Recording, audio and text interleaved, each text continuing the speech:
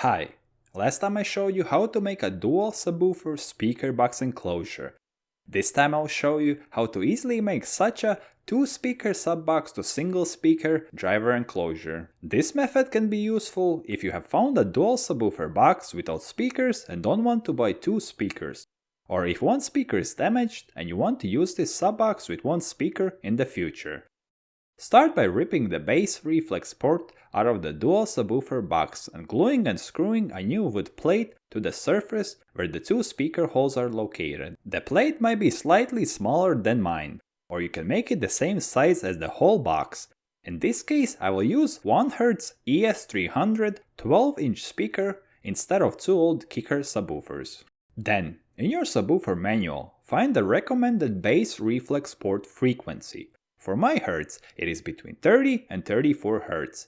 Then measure what is the internal size of your box. Calculate in liters. For example, my box has a 74 liter internal capacity. From this volume, you can subtract another 4 liters, which will be taken up by the speaker itself and the base port. Then, go to an online subwoofer box base reflex port frequency calculator page. The link to the one I use will be in the video description. Then enter the different port diameters you have available. I use 110mm diameter conduit tubes. They are very durable and cheap. Then enter the true capacity of your box. The port frequency required, in my case, it is between 30 and 34 Hz. Press calculate port length and you'll find out how long a port is needed in a box of that capacity to get the same base reflex port frequency as the manufacturers offer. On the new box panel, draw where you need to cut the hole for the subwoofer speaker. The hole can be cut with either a wood router or a jigsaw. Whichever is available, use that. This can take time and effort, as in some places you have to cut a panel twice as thick. Then create the pre-calculated port and its length. Then cut a corresponding hole in the opposite side once the box has been drained of debris. The caps around the port should preferably be sealed with a wooden putty knife.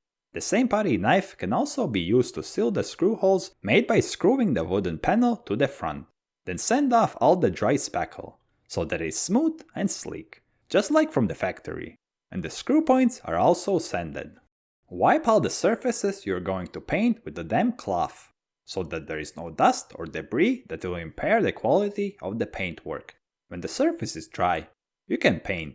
Here you have choice to paint only the new panel in the same color as the whole box, or you can paint the front panel in a different color to make it stand out. Or you can paint the whole box a completely different color. It's your choice. For a good result, you will need to paint the box at least 2 times. All that is left is to attach the wires to the sub and screw it into the box. Always screw the speakers on opposite sides to screw it straight to the plane of the box. Here's the result. You can't say that this box has ever had a dual subwoofer. Before this video, it was like this, but now it's like this. Nice. If you have any questions, feel free to post them below this video. I'd also be happy if you like and subscribe to meet me in another useful car or home audio video. Have a nice holiday.